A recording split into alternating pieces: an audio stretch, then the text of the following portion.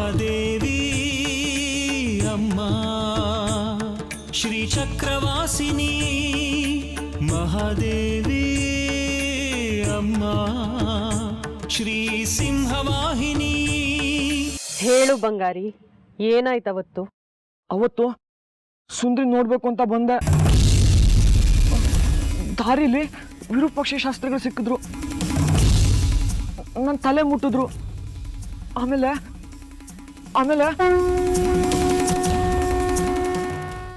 ಇಲ್ಲ, ಬಿಡಲ್ಲ. ಹೀಗಾಗಿರೋದಕ್ಕೆಲ್ಲ ಉತ್ತರ ಕೊಡ್ತೀನಿ. ಬಿಡಲ್ಲ ಯಾರನ್ನು. ನನ್ನ ಸುಂದ್ರಿ ಸಾವಿಗೆ ಯಾರ್ಯಾರ ಕಾರಣನೋ ಅವ್ರ ರುಂಡ ತೆಗೆದು ಅಮ್ಮನವ್ರ ಹೊಸಲ ಮೇಲೆ ಸಾಲಾಗಿ ಜೋಡಿಸ್ತೀನಿ. ಅಮ್ಮನವ್ರ ರಾಕ್ಷಸ ರುಂಡ ಚೆಂಡಾಡಿ ಮಾಲೆ ಹಾಕೊಂಡಂಗೆ ನಾನು ಸುಂದ್ರಿ ಕೊಂದವ್ರ ರುಂಡ ಚೆಂಡಾಡ್ತೀನಿ. ಮಾರಿಗುಡಿ ಹೇಳು, ಬಾ ಕಡೆ ಬಾ, ಹೇಳು. ನಿಧಾನ, ಕೂತು ತಗೋ, ನೀರು ಕುಡಿ.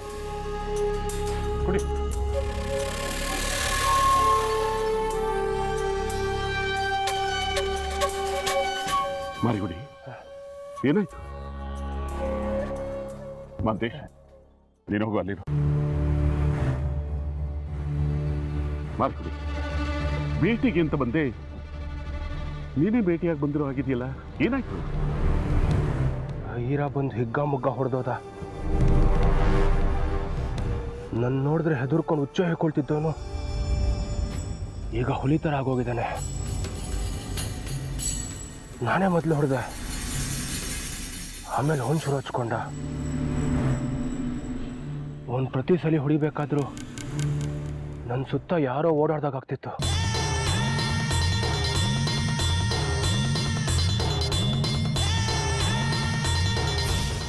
ಆಗಲೇ ಶುರುವಾಗಿದೆ ಅಮ್ಮನವರ ಆಟ. ಏನು ಹೊಡ್ತಾ ಅದು, ಇನ್ನೂ ಸುಧಾರಿಸ್ಕೊಳಕ್ಕಾಗ್ತಿಲ್ಲ. ಈಗಲೇ ಎಚ್ಚರ ಆಗಿದೆ. ನೀನು ನೋಡ್ದೆ, ನನ್ನ ಪುಣ್ಯ. ಇಲ್ಲ ಅಂದಿದ್ರೆ ನಾಯಿ ನನ್ನ ಕಚ್ಕೊಂಡು ಹೋಗಿರೋದು. ಈಗ ಅದನ್ನೇ ಯೋಚನೆ ಮಾಡಿ ಏನೂ ಪ್ರಯೋಜನ ಇಲ್ಲ. ಇಲ್ಲಿ ಯಾರೂ ಇಲ್ಲ ಅಲ್ಲ ನಿಮಗೆ. ಸರಿ, ನೀನು ಸುಧಾರಿಸ್ಕೊಳ್ಳೋದಕ್ಕೆ ಉಳ್ಕೊಳ್ಳೋದಕ್ಕೆ ಊರಾಚೆ ನಂದೇ ತೋಟದಲ್ಲಿ ಮನೆ ಇದೆ, ಅಲ್ಲಿಗೆ ಹೋಗಿ ಸುಧಾರಿಸ್ಕೋ. ವ್ಯವಸ್ಥೆ ಎಲ್ಲ ನಾನು ಮಾಡ್ತೀನಿ. ಮುಂದಿನ ವಿಚಾರ ಆಮೇಲೆ ನೋಡೋಣ. ಮಂತೇಶ, ಬಾಯ್ಲೆ.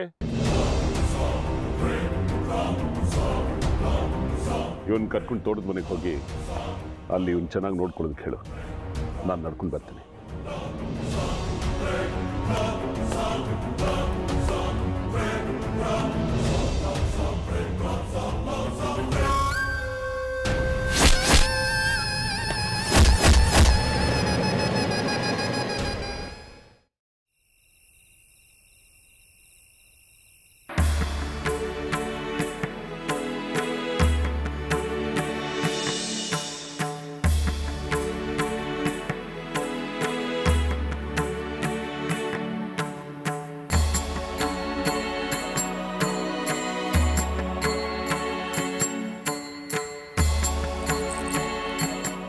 ಎಲ್ಲ ಬಿಟ್ಟಿರೋ ವೈರಾಗಿಗಳಿಗೆ ಏನ್ ಚಿಂತೆ ಕಾಡ್ತಿದೆ?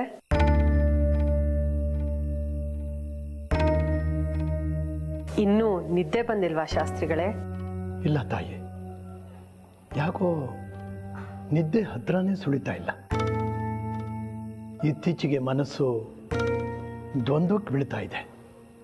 ಉತ್ತರನೇ ಸಿಗ್ತಾ ಇಲ್ಲ. ಈ ಜಗತ್ತು, ಈ ಸೃಷ್ಟಿ ಎಲ್ಲ ಆ ತಾಯಿ ಲೀಲೆ ಅಂತ ಎಷ್ಟು ಅಂದ್ಕೊಂಡ್ರು ಇನ್ನೂ ಗೊಂದಲನೇ. ಈಗಂಥ ಯಾವ ಸಿಕ್ಕಲ್ಲಿ ಸಿಕ್ಕಾಕೊಂಡಿದ್ದೀರಾ? ಅಮ್ಮನವರ ಈ ಸೃಷ್ಟಿನಲ್ಲಿ ಒಳ್ಳೆಯದು ಇದೆ, ಕೆಟ್ಟದೂ ಇದೆ. ಈ ದುಷ್ಟ ಶಕ್ತಿಗಳನ್ನೆಲ್ಲ ಅವಳೇ ಸೃಷ್ಟಿ ಮಾಡ್ತಾಳೆ, ಪುನಃ ಅವಳೇ ಸಂಹಾರ ಮಾಡ್ತಾಳೆ. ಇದೇ ಹೋರಾಟ ನಡೀತಾ ಇದೆ ಜಗತ್ತಿನಲ್ಲಿ. ಯಾಕೆ ಹೀಗೆ ಅಂತ ತಿಳಿತಾ ಇಲ್ಲ. ಈ ಸಂಶಯ ನಿಮಗೆ ಇವಾಗ ಹುಟ್ಕೊಂಡಿದ್ಯಾ? ಸತ್ಯದರ್ಶನ ಏನು ಅಂದರೆ ದುಷ್ಟಶಕ್ತಿ, ಶಿಷ್ಟಶಕ್ತಿ ಮನುಷ್ಯರ ಕಲ್ಪನೆ. ದಿನದಲ್ಲಿ ಹಗಲು ಇದೆ, ಇರುಳು ಇದೆ. ಭೂಮಿಯಲ್ಲಿ ಪಂಚಭೂತಗಳಿರುವಂತೆ ಈ ಜಗತ್ತಿನಲ್ಲಿ ತ್ರಿಗುಣಗಳೆಂಬ 3 ಗುಣಗಳು ಆವರಿಸಿದೆ. ಸತ್ವಗುಣ, ರಜೋಗುಣ, ತಮೋಗುಣ ಅಂತ. ಸತ್ವ ಅಂದರೆ ಸಾತ್ವಿಕತೆ, ಅದರ ಗುರುತು ಶ್ವೇತ, ಬಿಳಿ ಬಣ್ಣದಿಂದ ಗುರುತಿಸಲ್ಪಡುತ್ತೆ. ತಮೋ ಅಂದರೆ ಕತ್ತಲೆ, ಕಪ್ಪು ಇದರ ಗುರುತು. ಇದು ಯಾವಾಗಲೂ ನಿದ್ರೆ, ಅವಿವೇಕ, ವಿಧ್ವಂಸಕ ಕೃತ್ಯಗಳಲ್ಲೇ ಮುಳುಗಿರುತ್ತೆ. ಮದ, ಮತ್ಸರ, ಅಂಧಕಾರಗಳಲ್ಲಿ ತೊಡಗಿರುತ್ತೆ. ಇನ್ನು ರಜೋಗುಣ ಅಂದರೆ ರಜಸ್ಸು. ಇದು ಯಾವಾಗಲೂ ಉತ್ಸಾಹ, ಶಕ್ತಿ, ಆವೇಶ, ಹೋರಾಟದ ಚಟುವಟಿಕೆಯಲ್ಲಿ ತೊಡಗಿರುತ್ತೆ. ಸಾತ್ವಿಕತೆ ಉಚ್ಚ ಮಟ್ಟದಲ್ಲಿದ್ದರೂ ರಜೋಗುಣ, ತಮೋಗುಣಗಳ ಪ್ರಭಾವದಿಂದ ಕೆಳಗಿಳಿತಿರುತ್ತೆ. ಕಲಿಯುಗದ ಅಂತ್ಯಕ್ಕೆ ಜಗತ್ತನ್ನ ತಮೋಗುಣವೇ ಪ್ರಧಾನವಾಗಿ ಆಳುತ್ತೆ. ಆಗ ಸಂಪೂರ್ಣ ಪ್ರಳಯವಾಗುತ್ತೆ. ಅದಕ್ಕೆ ಸಾತ್ವಿಕರು ಯಾವತ್ತೂ ಎಚ್ಚರದಿಂದ ಅವರ ಶಕ್ತಿಯನ್ನ ರಕ್ಷಿಸ್ಕೋಬೇಕು. ಇದೆಲ್ಲವೂ ಅಮ್ಮನವರ ಸೃಷ್ಟಿಯೇ ಆಗಿದ್ದು, ಇದರಿಂದಲೇ ಎಲ್ಲ ಲೋಕ ವ್ಯವಹಾರವೂ ನಡೀತಿರುತ್ತೆ. ಅದು ಹಿಡಿತ ತಪ್ಪಿದಾಗ ಲೋಕ ರಕ್ಷಣೆಗೆ ಅಮ್ಮನವ್ರು ಬರ್ತಾರೆ. ಇದು ಅವರ ಲೋಕ ವ್ಯವಹಾರ. ಕೃತಾರ್ಥನಾದೆ ತಾಯಿ. ಜ್ಞಾನ ಅನ್ನೋದು ವಯಸ್ಸಿಂದ ಅಲ್ಲ, ಅನುಭವದಿಂದ ಬರೋದು. 100 ವೇದಾಂತಗಳನ್ನು ಓದಿದ್ರೂ ತಿಳಿದೇ ಇರೋ ಅರ್ಥಗಳನ್ನು ನಿಮ್ಮಿಂದ ಕೇಳಿ ನನ್ನ ಜ್ಞಾನ ಭಂಡಾರ ಹೆಚ್ಚಾಯಿತು ತಾಯಿ. ಕೃತಾರ್ಥನಾದೆ.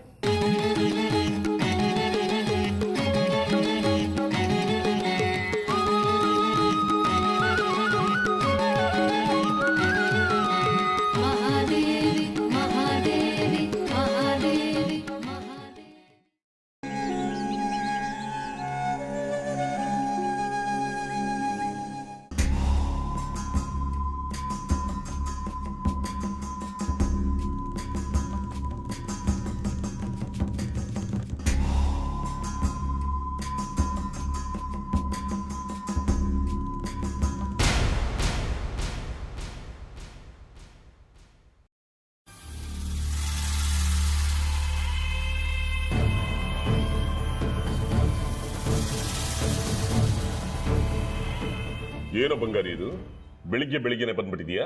ದೇವಸ್ಥಾನದಲ್ಲಿ ಚಪ್ಪಲಿ ಕಾಯೋದು ಬಿಟ್ಟು. ಉತ್ಸವದ ಕಾಲ, ಭಕ್ತಾದಿಗಳು ಬರೋದಕ್ಕೆ ಶುರು ಮಾಡಿರ್ತಾರೆ, ಅಲ್ಲಿರ್ಬೇಕಲ್ವಾ ನೀನು? ಸುಂದ್ರಿ ಹೇಗೆ ಸತ್ಲು?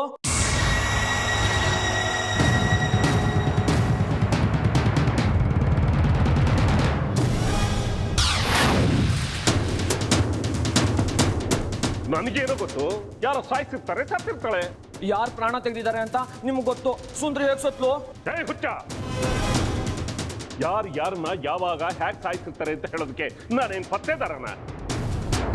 ಅದನ್ನ ಹೋಗಿ ಪೊಲೀಸ್ ಸ್ಟೇಷನ್ ಕೇಳಬೇಕು. ಅದು ಬಿಟ್ಬಿಟ್ಟು ಬೆಳಿಗ್ಗೆನೆ ಇಲ್ಲಿಗೆ ಬಂದು ನನ್ನ ಸಾಲೆ ತಿನ್ಬೇಡ.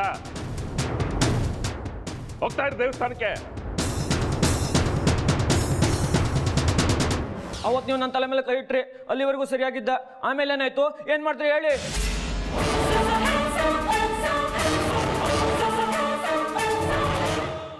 ವಿವೇಕಿನ್ ತಗೊಂಡ್ಬಂದು ಪ್ರತಿದಿನ ಏನಾದ್ರೂ ಎಡವಟ್ಟು ಆಗ್ತಾನೆ ಇರುತ್ತೆ ನಿನ್ಗೆ. ಮುಂಚೆನೆ ನೀನ್ ಎಡವಟ್ರೆ ಅಲ್ವೋ, ನನ್ನ ಹತ್ರ ಬಂದು ಕೈ ಮುಗಿದವ್ರಿಗೆಲ್ಲ ನಾನು ಆಶೀರ್ವಾದ ಮಾಡ್ತೀನಿ. ಅವ್ರಿಗೆ ಯಾರಿಗೋ ಏನೋ ಆಯ್ತು ಅಂದರೆ ಅದಕ್ಕೆ ನಾನೇನ್ ಮಾಡೋದಕ್ಕಾಗುತ್ತೆ? ಹೋಗಿಲ್ಲಿಂದ.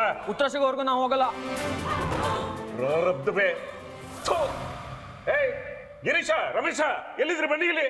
ಈ ಪೇಡನ್ನು ತಗೊಂಡು ಹೊರಗಡೆ ಹಾಕಿ.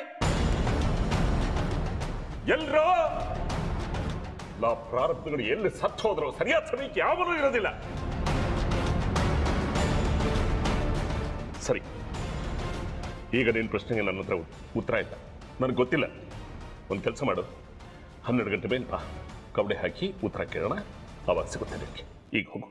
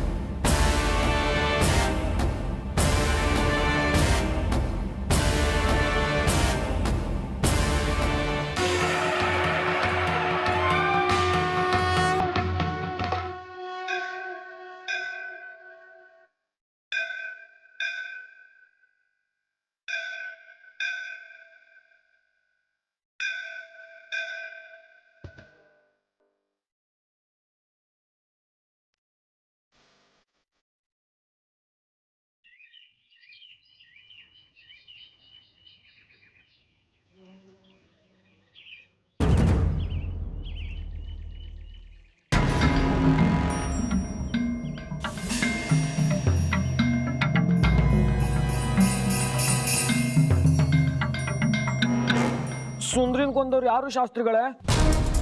ತಲೆಗಿಲೆ ಕೆಟ್ಟಿದ್ಯಾ ನಿನಗೆ? ನನಗೇನು ಗೊತ್ತು ಯಾರು ಕೊಂದ್ರು ಅಂತ? ಮತ್ತೆ 12 ಗಂಟೆಗೆ ಹೇಳ್ತೀನಿ ಅಂದ್ರಿ. 12 ಆಯ್ತು, ಹೇಳಿ ಕೌಡೆ ಹಾಕಿ. ಕೌಡೆ ಹಾಕೋ ಸ್ಥಳನ ಇದು? ಎಲ್ಲಿ ಅಂದ್ರೆ ಅಲ್ಲಿ ಕೌಡೆ ಹಾಕ್ತಾ ಹೊತ್ಕೊಳ್ಳೋದಕ್ಕಾಗುತ್ತಾ? ಅವಿಬೇಕಿಂತಂದು. ಹಾಗಾದ್ರೆ ಪಕ್ಕಕ್ಕೆ ಹೋಗೋಣ ಬನ್ನಿ, ಅಶ್ವತ್ಥ ಕಟ್ಟೆ ಹತ್ರ, ಅಲ್ಲಿ ತಂಪಾಗಿರುತ್ತೆ, ಅಲ್ಲೇ ಕೌಡೆ ಹಾಕಿ. ತಂಪಾಗಿರುತ್ತೆ. ಆಮೇಲೆ ಹೋಗೋಬರೋ ಭಕ್ತರೆಲ್ಲ ನನ್ನ ನೋಡಿ ದೇವಸ್ಥಾನದ ಧರ್ಮದರ್ಶಿಯಾಗಿರೋದು ಬಿಟ್ಬಿಟ್ಟು ಕವಡೆ ಶಾಸ್ತ್ರ ಹೇಳೋಕೆ ಶುರು ಮಾಡಿದ್ದಾರೆ ಅಂತ ಎಲ್ಲರೂ ಶಾಸ್ತ್ರ ಕೇಳೋದಕ್ಕೆ ಶುರು ಮಾಡಿ. ಬೇಡ ಬಿಡಿ, ದೇವಸ್ಥಾನದ ಕಚೇರಿಗೆ ಹೋಗೋಣ. ಅಲ್ಲಿ ನಿಮ್ ಗುಮಾಸ್ತರು ಬಿಟ್ರೆ ಮತ್ತೆ ಯಾರು ಇರಲ್ಲ. ಆ ಗುಮಾಸ್ತರು ಯಾರಿಗೂ ಹೇಳಲ್ಲ, ನಿಮ್ಮವ್ರೆ ಅವರು. ಹುಚ್ಚುಚ್ಚಾಗ ಆಡಬೇಡ. ಚಿಕ್ಕಣ್ಣಂಗೆ ಹೇಳಿದ್ರೆ ನಿನ್ನ ದೌಡೆ ಮುರಿತಾನೆ, ಅರ್ಥ ಮಾಡ್ಕೋ. ಚಿಕ್ಕಣ್ಣ ಚಿಕ್ಕಣ್ಣ ಚಿಕ್ಕಣ್ಣ ದೂರದಲ್ಲಿ ಕಾರ್ ಹತ್ತಿದ್ದಾನೆ. ನೀವು ಕೂಗೋದು ಕೇಳಿಸಲ್ಲ ಅವನ್ಗೆ. ಹೇಳಿ, ಸುಂದ್ರಿನ್ ಕೊಂದವ್ರು ಯಾರು? ಕೌಡೆ ಹಾಕಿ ಈಗ್ಲೇ. 12 ಗಂಟೆಗೆ ಹೇಳ್ತೀನಿ ಅಂದ್ರಿ, 12 ಗಂಟೆ ಆಗೋಯ್ತು.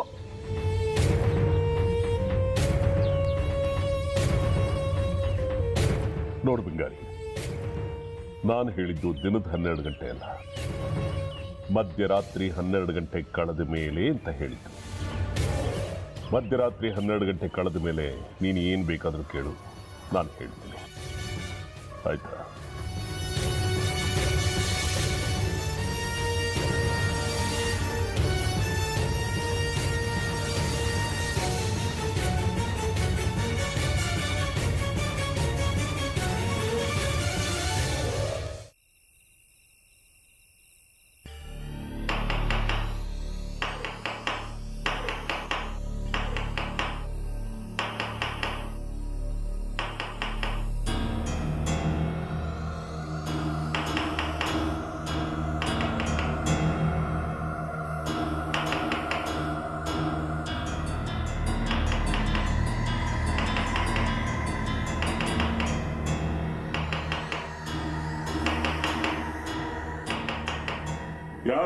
ಯಾರದು?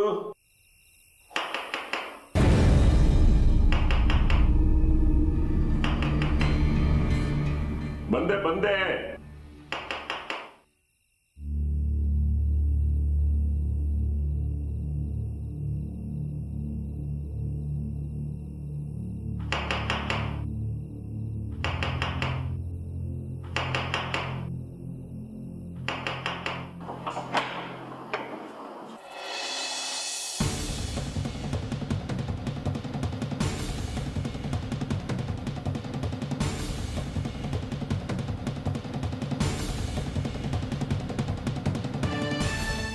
ರಾತ್ರಿ 12 ಗಂಟೆ ಆಯ್ತು, ಕೌಡೆ ಹಾಕ್ತೀರಾ?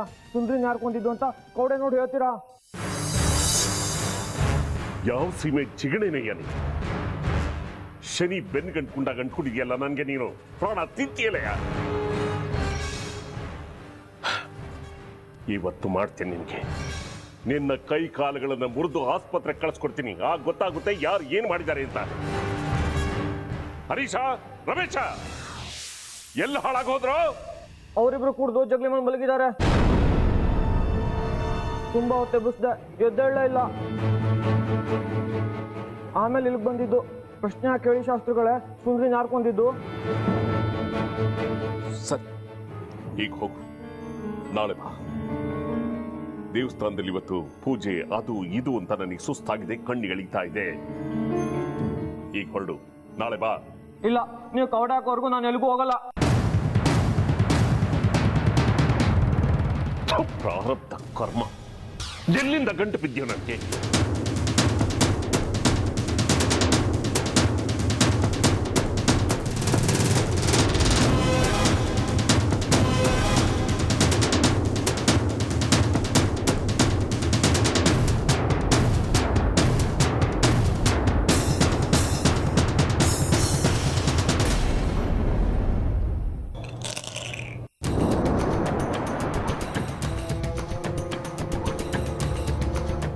ಏನ್ ಹೇಳ್ತವೆ ಶಾಸ್ತ್ರಿಗಳೇ ಕೌಡೆಗಳು?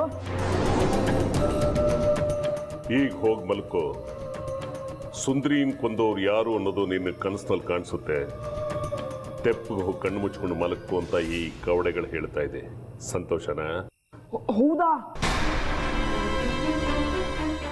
ಕವಡೆ ಹಾಕಿದ್ದಕ್ಕೆ ದಕ್ಷಿಣ ತಗೊಳ್ಳಿ ಶಾಸ್ತ್ರಿಗಳೇ.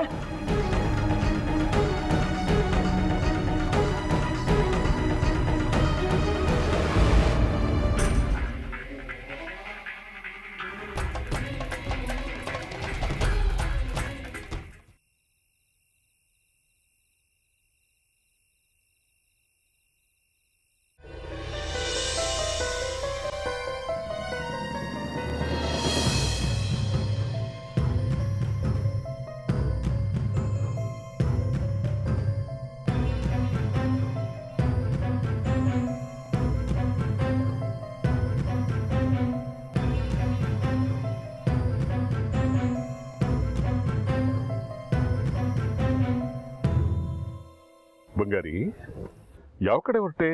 ಸುಂದ್ರಿ ಮನೆ ಹೊರಟೆ ಶಾಸ್ತ್ರಿಗಳೇ. ಪಂಚಾಕ್ಷರಗಳು ದೇವಸ್ಥಾನದ ಹತ್ರ ಸಿಕ್ಕಿದ್ರು, ಲೆಕ್ಕದ ಪುಸ್ತಕ ಕೊಟ್ಬಾ ಅಂತ ಹೇಳಿದ್ರು, ಅದಕ್ಕೆ ಹೊರಟಿದ್ದೀನಿ. ಓ ಹೌದಾ? ನಿಮ್ ತಾಯಿ ಹೇಗಿದ್ದಾರೆ? ಹುಷಾರಿಲ್ಲ ಅಂತ ಹೇಳ್ತಾ ಇದೆಯಲ್ಲ. ಹೇಗಿದ್ದಾರೋ ಹಾಗಿದ್ದಾರೆ ಶಾಸ್ತ್ರಿಗಳೇ. ನಿಮ್ಮನ್ನು ನೋಡೋಣ ಅಂತ ನಿಮ್ಮ ಮನೆಗೆ ಹೋಗಿದ್ದೆ. ಹೇಗಿದ್ರು ದೇವಸ್ಥಾನ ಕೆಡಿಸ್ತಾ ರಜೆ ಇದೆಯಲ್ಲ, ಅಮ್ಮನ ಊರಿಗೆ ಕರ್ಕೊಂಡು ಹೋಗ್ಬರೋಣ ಅಂತ. ಅದಕ್ಕೇನಂತೆ, ಹೋಗ, ಒಳ್ಳೇದಾಗುತ್ತೆ. ನಮಸ್ಕಾರ ಮಾಡು, ಆಶೀರ್ವಾದ ಮಾಡ್ತೀನಿ ಒಳ್ಳೇದಾಗಲಿ ಅಂತ.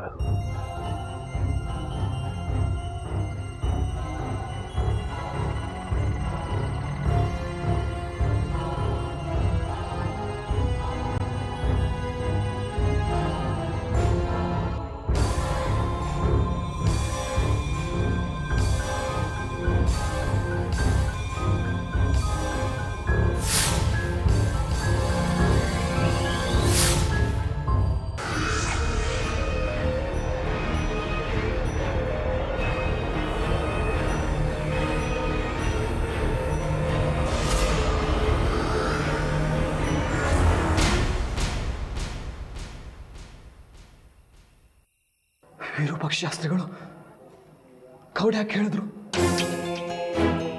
ಸುಂದ್ರನ್ ಕೊಂದವನು ಕನ್ಸಲ್ಲಿ ಕಾಣಿಸ್ತಾನೆ ಅಂತ.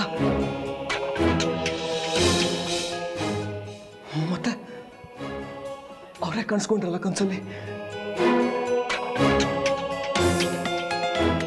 ಅವತ್ತು ಸುಂದ್ರಿ ಮನೆಗೆ ಹೊರಟಿದ್ದೆ. ದಾರಿಲಿ ವಿರೂಪಾಕ್ಷ ಶಾಸ್ತ್ರಿಗಳು ಸಿಕ್ಕಿದ್ರು, ತಲೆ ಮೇಲೆ ಕೈ ಇಟ್ರು.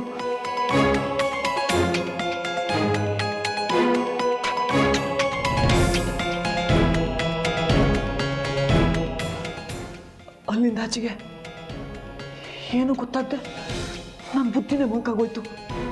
ಆಮೇಲೆ ನೋಡಿದ್ರೆ ಎಲ್ಲರೂ ಸುಂದರಿ ನೀನೇ ಕರ್ಕೊಂಡು ಹೋಗಿದ್ದು ಅಂದ್ರು. ಕಡೆಗೆ ಸಿಕ್ಕಿದ್ದು ಸುಂದರಿ ಹೆಣ.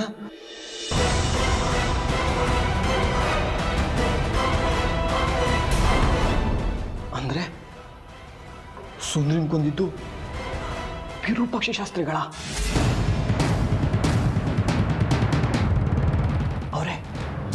ಅವರೇ ನನ್ನ ಸುಂದ್ರಿನ್ ಕೊಂದಿದ್ದು.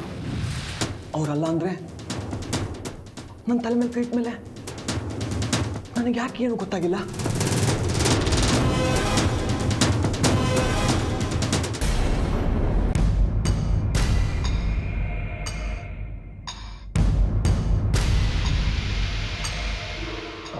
ತಮಟೆ ಈರ ನನ್ನ ಕಾಲ್ ನೆತ್ತಿದ್ದ. ಅವನ್ನ ನಮ್ಮೂರಲ್ಲಿ ಸೆಲ್ನಲ್ಲಿ ಕೂಡ ಹಾಕಿದ್ದೆ. ಅಲ್ಲಿಂದ ಹೆಂಗೋ ತಪ್ಪಿಸ್ಕೊಂಡು ಇಲ್ಲಿ ಬಂದು ಒಕ್ಕರ್ಸ್ಕೊಂಡ. ನಾನು ಈ ಊರಿಗೆ ಬಂದಾಗ್ಲೂ ಅವನ್ನ ಕಾಡಲ್ಲಿ ಕಟ್ ಹಾಕಿದ್ದೆ, ಯಾವ್ದಾರ ಕಾಡು ಪ್ರಾಣಿಗಳು ತಿನ್ಕೊಂಡು ಹೋಗ್ಲಿ ಅಂತ. ಆದ್ರೂ ಹೆಂಗೋ ತಪ್ಪಿಸ್ಕೊಂಡ್ಬಿಟ್ಟಿದ್ದಾನೆ. ಈಗಲಾದರೂ ತಿಳಿತಲ್ಲ, ಇದೆಲ್ಲ ಅಮ್ಮನವ್ರ ಕುತಂತ್ರ ಅಂತ. ನಮಗೂ ಹೀಗೆ ಆಟ ಆಡ್ತಿಲ್ಲ. ಈಗ ನಾವು 3 ಜನನೂ ಅವಳಿಗೆ ಶತ್ರುಗಳು. ಅದಕ್ಕೆ ನಮಗೆ ಬೇರೆ ಬೇರೆ ರೀತಿಯಲ್ಲಿ ತೊಂದರೆ ಕೊಡ್ತಿದ್ದಾಳೆ. ಈಗಲಾದರೂ ಅರ್ಥ ಆಯ್ತಲ್ಲ, ನಾವು ಹೇಳಿದ್ದು ಸತ್ಯ ಅಂತ. ಎಂತೆಂಥ ಹೊಡೆದಾಟ ನೋಡಿರೋ ನಾನು. ಇದುವರೆಗೂ ಒಬ್ಬರು ನನ್ನ ಮೈ ಮುಟ್ಟಿರಲಿಲ್ಲ. ಆದರೆ ಇವನು ಅಪ್ಪ ಎಂಥ ಹೊಡೆತ. 24 ಗಂಟೆ ಎಚ್ಚರ ಬಿದ್ದಿದ್ದೆ ಅಂದರೆ ನೀವು ಹೇಳೋದು ನಂಬಲೇಬೇಕು. ಇನ್ನು ಅನುಮಾನ ಬೇಡ. ಈಗ ನಾವು 3 ಜನ ಒಟ್ಟುಗೂಡಿದ್ರೆ ಇದನ್ನೆಲ್ಲ ನಿಭಾಯಿಸ್ಕೊಂಡು ಬರ್ಬೋದು. ಇಲ್ಲದೇ ಇದ್ರೆ ತುಂಬ ಕಷ್ಟ ಆಗುತ್ತೆ. ಇದು ಜನ್ಮ ಜನ್ಮಾಂತರದ ಅನುಬಂಧ. ಹಾಗಿದ್ರೆ ನನ್ನ ಹಳೆಯ ಜನ್ಮದಲ್ಲಿ ಇದು ಯಾವುದೋ ವಿಷ್ಣು ಚಕ್ರಕ್ಕೆ ದುಂಬಾಲ್ ಬಿದ್ದಿದ್ನ? ಇದು ವಿಷ್ಣು ಚಕ್ರ ಅಲ್ಲ, ಶ್ರೀಚಕ್ರ, ಅಮ್ಮನವರ ಶ್ರೀಚಕ್ರ.